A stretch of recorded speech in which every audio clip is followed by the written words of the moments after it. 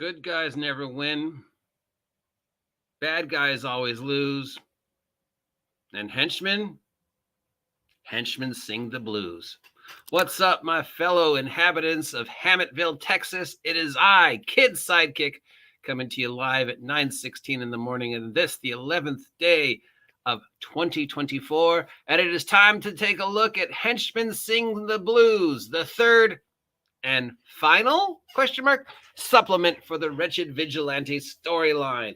What a year it has been. A year ago, I first started working with Wretched, the Red Room, talking about doing a superhero-based game. We did Wretched Vigilantes, which definitely needs to be revisited. I think Miguel had one idea and I had another idea, and those ideas didn't really mash. And then I said I was going to do the trilogy. I always wanted to do a trilogy. I thought these were great names for superhero games. Henchmen Sing the Blues, Bad Guys Always Lose. I know there was a superhero game that already used those, but yeah.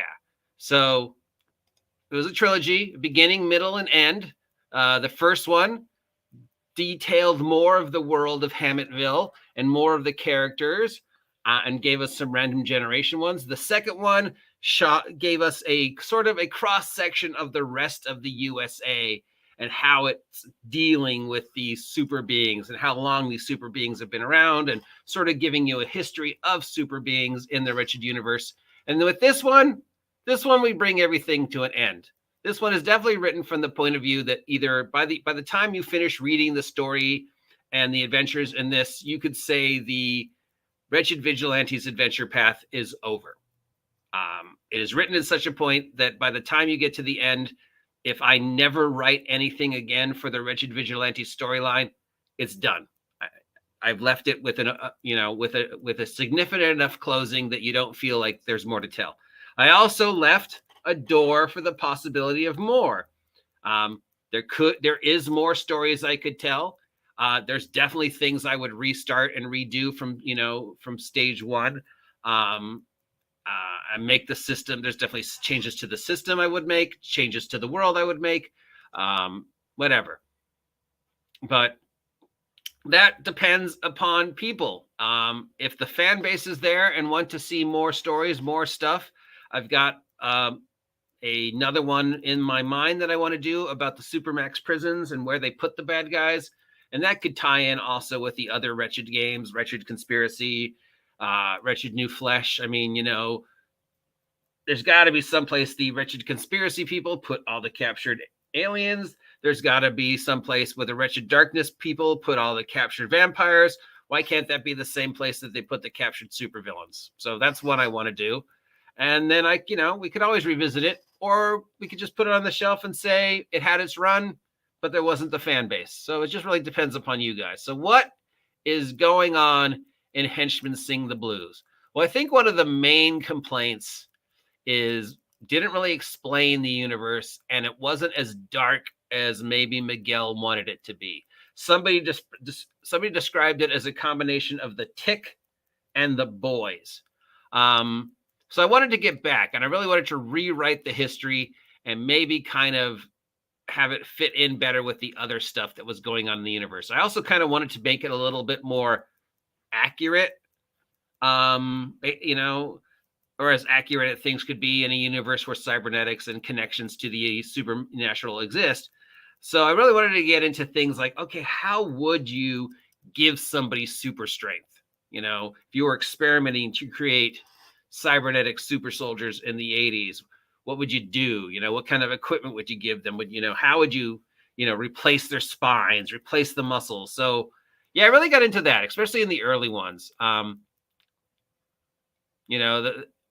Here's the complete. So we start with the complete history of the Warden Foundation, because we know the Warden Foundation plays a huge part in a lot of the Wretched Universe storylines. And you get, depending upon which book, you get different chunks of information regarding the Warden Foundation. So what I first wanted to do is just get everything completely down that Miguel had ever written and I'd ever written about the Warden brothers and the Warden Foundation. And, the fact that maybe these guys aren't as, the good guys that you think they are. And I think the running theme through all this is everything you think you know about Hammetville and the Wretched Vigilantes is wrong. And with this book, I really just get into the true motivations and, how the program was just doomed to fail. And of course, how it was all part of our big bad guy's plan. We know that the universe has had this big bad guy, my Doctor Doom, Edge, the supervillainess with the ability to see the future, and more importantly, the ability to create events to make sure the future she saw happen. And we get into that. And that story is obviously running through, as well as just how horrible the Things war. And we can just get that, Hammetville 1989.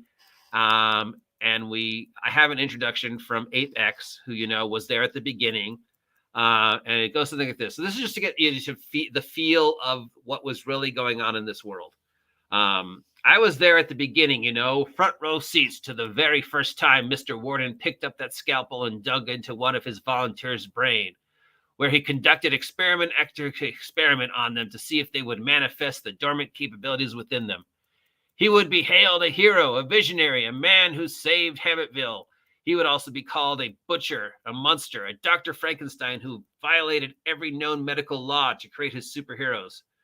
This record of the major events that shaped the city will help you make up your own mind as to what Mr. Warden was and whether his great experiment was a success or not. Was he a hero or was he truly wretched? Thankfully, that's a word you're going to hear me use a lot in this morality play of ours. Thankfully, I am thankful for all those who did not live to see the pain and suffering that resulted from his beautiful mad genius attempt to carve out a better world from the flesh of his citizens of his beloved Hammetville. I am thankful for those who stood up to the darkness who became what the city needed. The rest of the world had superheroes, its defenders, but Hammetville, we had something else. We had thankfully had something wretched. So yeah, from the very beginning, it's obvious that this guy, what he's doing to create these super beings is wrong. He's taking these volunteers and he's conducting these horrible experiments on them with no oversight, And then we just discuss everything about the 80s in the world, how the world reacted, the law. And I just do this for every generation, how the world is reacting, how they're affecting Texas, because, Hammetville's in Texas because it made the most sense to put it in Texas. How the rest of the world is responding. So there's a lot of walls and text. There should be some more art in here. I don't know why he didn't put more art in here, but yeah, there's just a lot of walls and text. I also bring up Elvis. In fact, Elvis appears in every chapter because in my mind, Elvis is still alive. And with Elvis in every chapter, I also have written a brand new Elvis Presley song that I wrote. That's right. So if you're looking for nothing else out of this game, there's new songs written by Elvis that I wrote. So yeah, we got Prometheus in Area 51, other superhero moments of the world, what was going on in the world, and then how the events of the world affected our characters that we know about. And then, what's going on in the rest of the world. Every chapter I wanted to get into whatever the rest of the world is going on in that time. So, who was the president? What was the average cost of a new car? What was the number one song? Just to give you a feel of each, decade. And then, of course, every one we have gangs and organizations, and how they tie in with the rest of the organizations that are in the Wretched world. I have the complete breakdown of how they created these people, going into very gruesome detail about, like ripping out chunks of their brains, replacing their spines, all that fun thing. Here's the stats on the team as they appeared in the 80s, including the ones that were mentioned but never saw. There were ones we mentioned in the first book, but we never gave sheets for them. So here's everything on every character that we created and mentioned. Here's Paradin Pants, who was created by my niece. Rainbow Snake, who was also created by my niece. Here we have Anthropomorphic Armadillo Assassin, obviously my play on Teenage Mutant Ninja Turtles. And Tentacle Cow, because Tentacle Cow's got to show up in all my products. And then we have some adventure ideas. Then we have Hammetville 1990 to 1999. Again, the same thing, just breaking down how the characters have changed, the new characters, how the world is affecting them. What is Looker like in the 90s as opposed to the 80s? You know, the new characters, how the law and the world is changing. Again, lots of walls of text. I should have had some more art in here.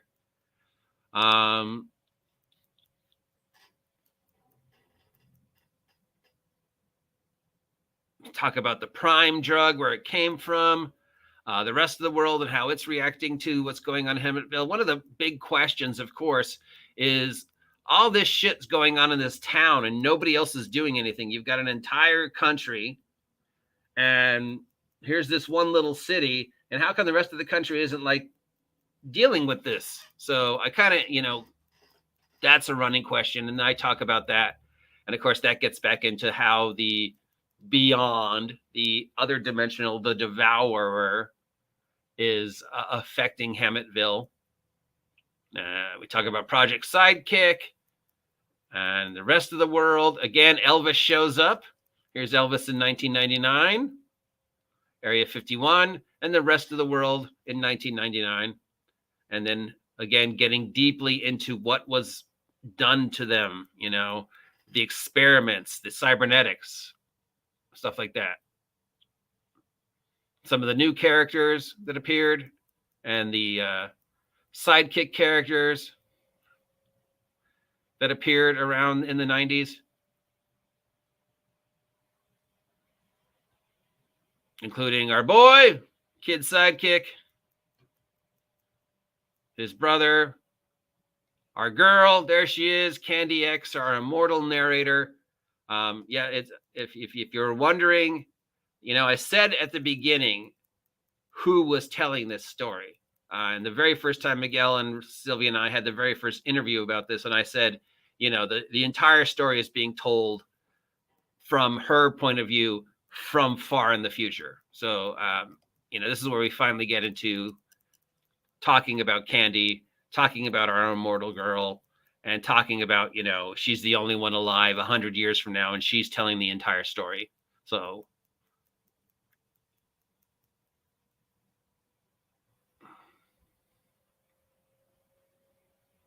more notable organizations,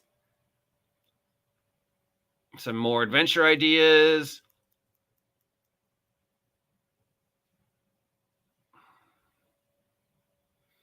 Introducing another new supervillain group.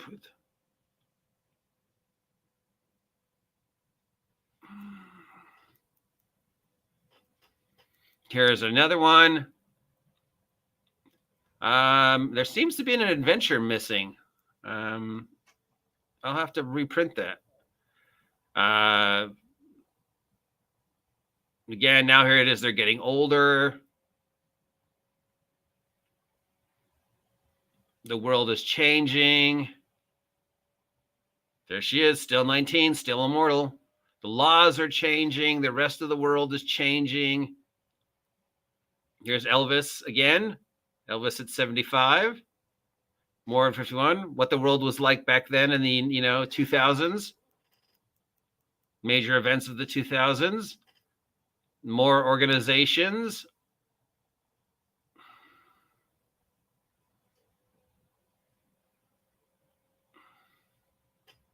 Here's everything up to today. So, when the heroes turned villain and took over the city, we go into that deeply, and how it was all, of course, all part of Edge's plan. And then we have all our characters are young again, and we explain that in one of the adventures.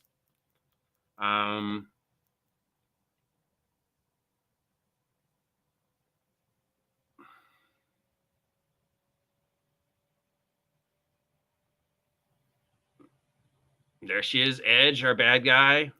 The crime lords that they looked at the beginning of their crime spree when they took the city over for the first time.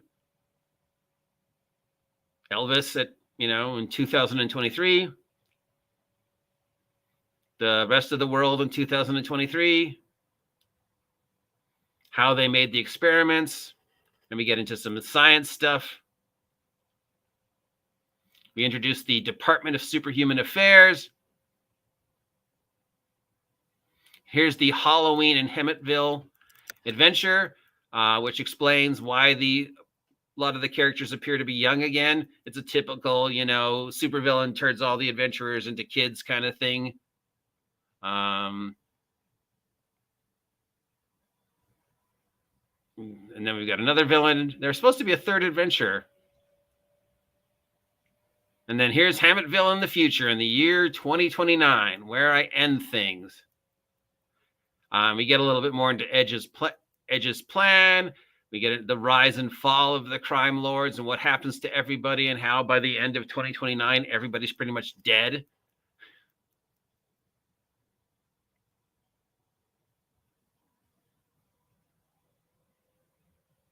Some other new characters. Elvis again. Imaginary future. So obviously this is not true, but I imagine that the president of the United States was in 2029 is The Rock. And we've got some more organizations, including Space Force. Yes, Space Force is a real thing. Our favorite villain group, the Terrors, show up again. We've got another adventure featuring our girl, Tag. You notice that Tag's nowhere in here because obviously Tag has her own thing going on in the other book.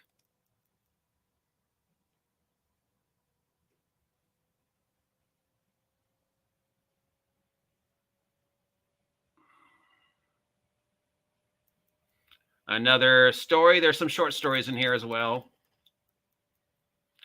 1, 2, 3, 4, 5, 6, 153 footnotes. 150. Never let it be said, I do not do my due diligence and my research. If I mention something in any of these things, I look it up to see how close to real it is. So it's thank yous, legal stuff, maps of the different places I mentioned for the adventures. And then Tag saying goodbye. We end with Tag saying goodbye. So there's an adventure missing. I guess I forgot to send it to Miguel. I'll have to go through the files again. And I don't know. There was a whole adventure called Panic at Police Plaza that featured the Terrors trying to break somebody out of jail. But it's missing, and I didn't notice it when Miguel gave it to me to go over. So that's on me. I apologize. Maybe I just forgot to send it to him. Anyways, there it is. Henchmen Sing the Blues, the final of the Wretched Vigilantes trilogy. So now it's just up to you guys. We got a beginning, middle, and end. I could never write another thing for Wretched Vigilantes universe. And if that's what Miguel wants, and if that's what you want, that's fine. And if you want to see more stories in that universe, if you want to see more dark, gritty superheroics, and you think I can do a good job of it, let me know and we'll do more. Either way, I'm happy. I'm happy that I got this out there, that I had a chance to create it, that I sold apparently like 13 copies, which is, for me, amazing. So I'm happy either way. There are more stories to tell if you want to hear them. And if not, then it tells you the beginning, middle, and end, and gives you hundreds of adventures ideas to spin off and create your own Wretched Vigilantes characters and Wretched Vigilantes campaign. So there you go. It's out. It's available. Link down below. Thanks for being part of this Wretched Vigilante adventures. And what do I have store for the Red Room in 2024? Well, you'll just have to wait and see. But yes, there are things percolating and you'll see them soon. So thanks for sticking with me for all this wretched nonsense. And we'll be back later. Till then, please like, share, subscribe.